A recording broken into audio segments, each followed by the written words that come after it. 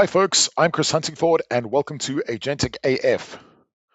That's architectural framework to you, my friends, not what you were thinking. Anywho, I decided to put this together because I get a lot of questions on LinkedIn, on WhatsApp, on Teams, carrier pigeons, smoke signals, and it's impossible to answer all of them. It's literally impossible. So I figured what I'll do is I'll stick something together and share it with you based on what I've experienced from delivering agentic AI solutions all over the place, including things like actual solution builds, architecture, governance, red teaming, simulations, and all sorts of wonderful things like that. Now, the program of work is kind of high level courses that I'm going to be running through, and I'm going to be going through them pretty quickly. If you want to get more detail, I think you got to hit me up in my DMs.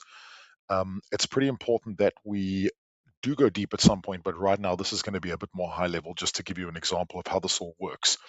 Now, the point is that I think a lot of folks are struggling to productionize agentic solutions for a number of reasons. I think the primaries are a lack of understanding around how to design them, how to architect them, how to prime them with good data, as well as how to do things like red teaming, which makes sure that the solutions or systems you've built give you the right answers. So in this course, we'll go through a bunch of stuff. It's going to be super fun, super colorful. I'm going to keep it loads of fun. And yeah, like I said, it's going to be important for you to hit me up if you want to get more detail. Now, we're going to go into the first section in this bit of the course, which is going to be the intro, which is around frontier firms. And I want to run through this quickly. I know it's a bit of a marketing spiel, but it's kind of important for you to understand what this means, and in the context of agents, why it's here, right? So, a frontier firm is effectively a firm or an organization that has put AI at the forefront of what it's doing. Okay, so there's lots of organizations out there that say they're frontiering, which is now a new Microsofty type verb, I think, frontiering. Sure. Um, but yeah, it doesn't really have a defined set of checkboxes or defined set of things that you're doing. There's no like, oh, you're using 15 generative AI assistants, you're using 45 generative AI agents, and you have a agent operations manager. That's not what a frontier firm is. It's an organization that is trying to enhance the way they work or augment the way they work with AI. This does not mean that you're getting rid of a ton of people. That is a bad idea. Okay, and I will get into that. I will get into the personal side of things. I will get into the human aspects of it. My good friend Donna and I run a company called Stay Extra Human, which is really cool. So that focuses on the human side of things. I'm going to get a bit techie in the first few, but we will get onto that. Okay, so I don't think that you should be firing a bunch of people because of AI. That is the dumbest thing I've ever heard. And if you're doing that, I'm sorry, you shouldn't be watching these videos. Anyway, so where are we right now? Well, they talk about three phases of frontiering. The first phase is what we call human with an assistant. So we use a lot of AI assistants all the time. I use generative AI all day. I use multiple assistants. I use Claude, I use Copilot, I use ChatGPT. And yeah, it just depends on sort of what I'm doing, where I am, right? So my day to day, I'll pop up in Copilot. I'll ask it a bunch of questions. You can see I've got loads of them that I kind of ask it every day, and it's important for me because Copilot provides me with that ability to information on tap. Right, like it's not always right. No AI tool is always right, so you have to fact check that. And I do love the fact that you can see it actually references information. That this is directly from my inbox, but I use generative AI every day as an assistant. So I kind of think of it as a really enthusiastic intern who's keen on helping but doesn't understand morals and ethics, right? Luckily, Microsoft bake a lot of responsible AI into their products, which I will demonstrate to you a lot along this course in the testing, simulation, and red teaming phases. But for now, we're just going to assume that it's pretty okay with answering correctly, but you must fact check. It's super important. Okay, so fact checking is really key. But I use Copilot as an assistant every day. Now, here's the deal. Yes, we're using AI as an assistant, but I still think we're in the solitaire era of AI. So you're probably like, what on earth has solitaire got to do with AI? I'm going to explain, right? There's a reason Microsoft included solitaire in Windows, and it's not to keep you entertained, although the game is cool. It was originally to teach you how to use a mouse. And though you may mock me about my epic cabled gaming mouse, actually it's the most more reliable than Bluetooth for me. And yeah, that's how I roll, right? I haven't learned yet to control the pointer with my mind. I will one day, but no, I'm a mouse person. And actually, it was put there so we could learn to use a mouse. In the same way that when we look at tools like assisted generative AI or embedded AI, which we'll talk about later on. Embedded AI is AI in product. Okay. What's really key is that we're learning how to prompt. We're still learning how to talk to artificial intelligence. So we're learning to prompt. We're learning to construct prompts. A lot of my prompts are massive. I mean, I've got like pages and pages of things that I stick into AI tools. And when I first started out, the first thing I put into AI was um, show me all the documents with passwords in them. Obviously, that's naughty. And I know one of my friends did that as well. I won't mention any names, aka Ducks. But it was really interesting to see that actually we started off doing these very basic prompts, and now we're learning to collaborate and talk to AI more and more. Okay. So I still think we're kind of moving out of the solitaire era of AI where people are learning to prompt and getting good at it. Okay. Now, the next phase is what we call human agent teams. Now, you're all going, oh gosh, we have agents in our teams, gone are our jobs. No, this is still assisted, right? Like we're using AI to assist us. And actually, when you think about these concepts of agents, which I will walk you through very shortly, these agents are like these digital minions that sort of live at your disposal, right? So you can invoke this digital minion to do some stuff and then you can get rid of it when you need to. Okay. So if I think about human agent teams, you can see that I've got a bunch of agents on my left-hand side. Tools like researcher agents and Copilot, I use all the time. It gives me great content, and I can invoke these agents when I need them. Okay, so this is hyper important because as I need agents, I can call on them, and there are more and more agents being released as we go. Now, you can see that you've got your built by Microsoft agents over here. These are absolutely brilliant, and I highly recommend you start leveraging some of these as much as you can. They have recently released a set of agents called Cowork, which I will talk about again in another session. Super cool, but it actually helps you operate in your business a bit more fluently, right?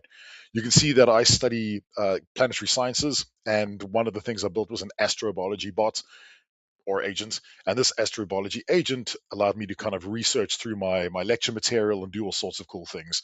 I did take a little far, but I've got this agent that's specific to that, and I'll talk about what an agent is again very shortly. So these are assisted, right? So you need to invoke them. There's a lot of manual work.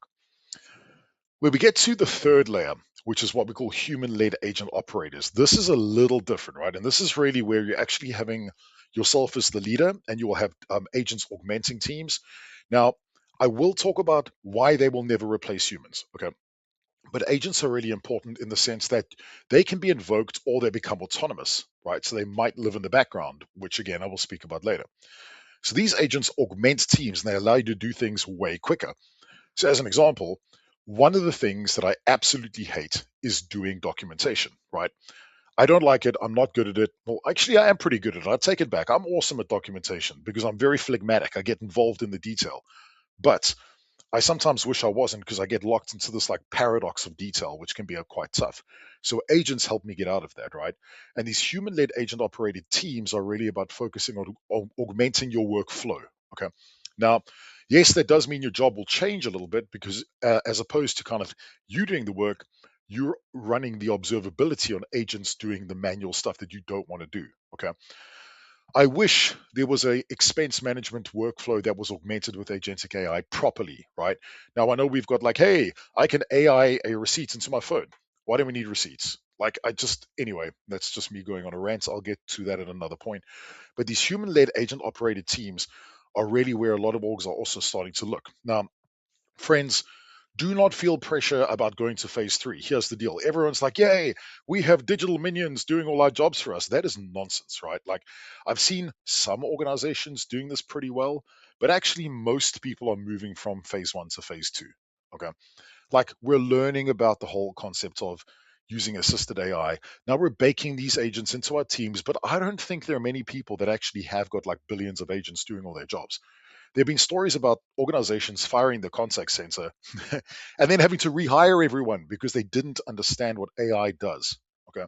And I will talk about that because it's super important to understand that these agents will augment what you do. You know, so yes, your jobs will change, but they will augment. You will become an observer and you'll become somebody that manages these agents, which will get interesting. Maybe better than managing people. I don't know. We'll see. So let's quickly talk about this. What exactly is an agent? Now, I don't think we're going to very swiftly have robots busting through the clouds, wielding weaponry, and us having to fight them off just yet. I don't think your toaster is going to come to life and start cleaning your house, nor do I think your Roomba will grow legs and go to the pub with you. Okay.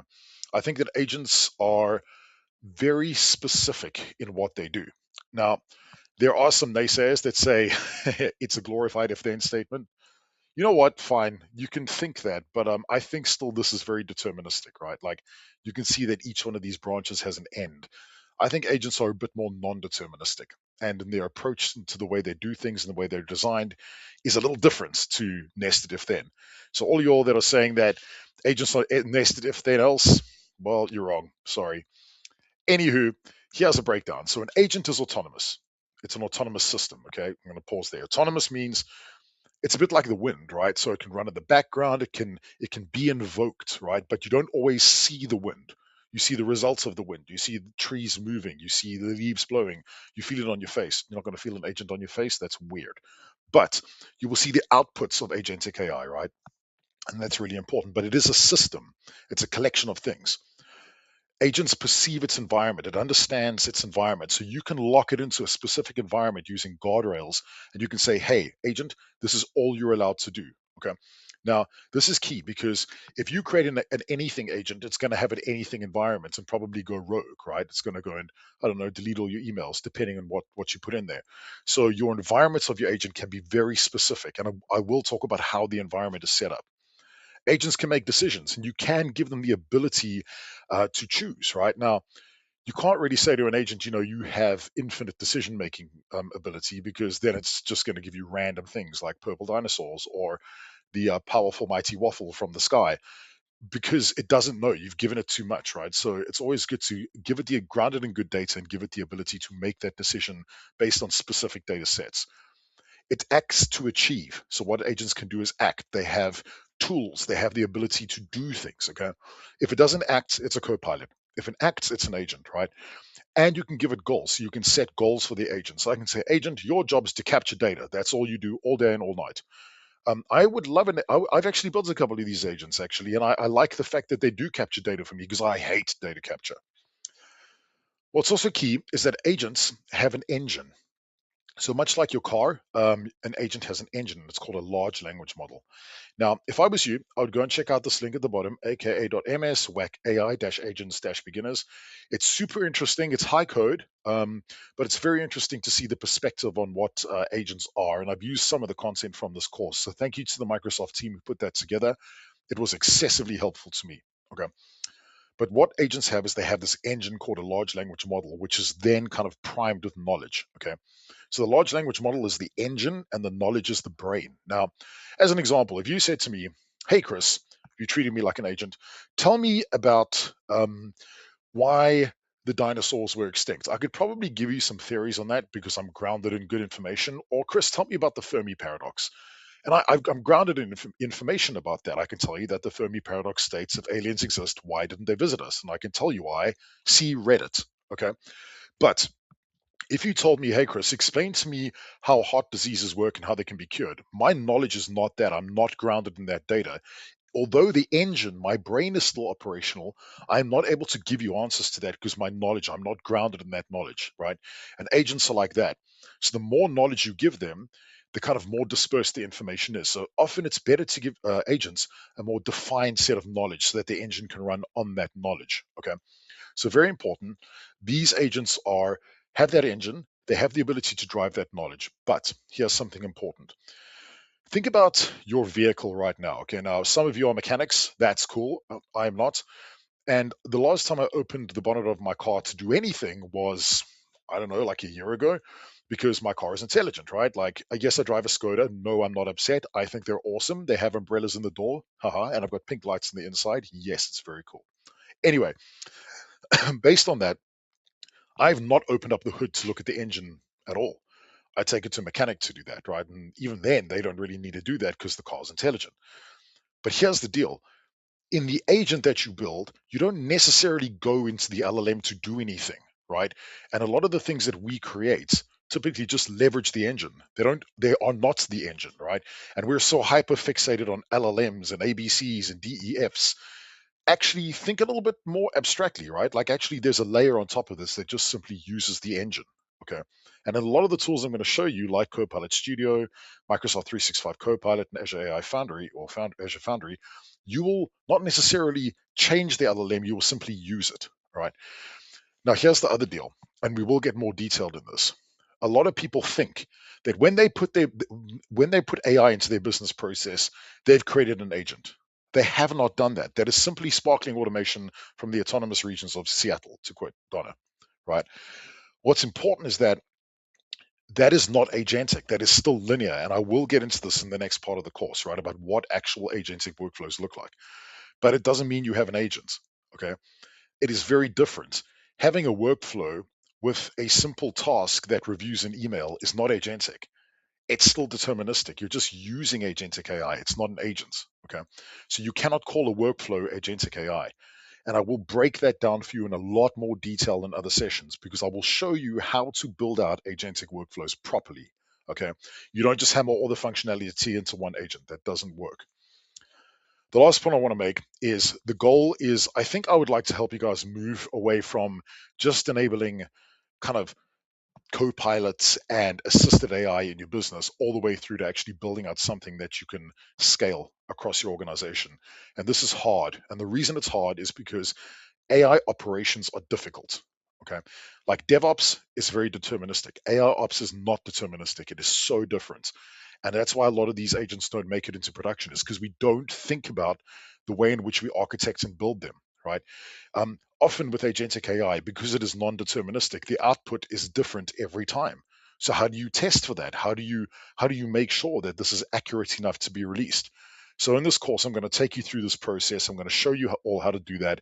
I'm going to show you how to actually ideate, select ideas, break those ideas down into tasks, actually build out your agentic architectures, build out your technical architectures, figure out the tool that you need to use, and then finally actually progress these agents into something that's scalable. So that is the goal for this course. The next session, what I'm going to be doing is talking about the various types of agents that you get, what they look like, and how they operate. So stick around, friends. This is going to get lots of fun. You're going to get hands-on, and I'm hoping you're going to build something really cool and use this material more widely. Thank you so much, folks. See you all later.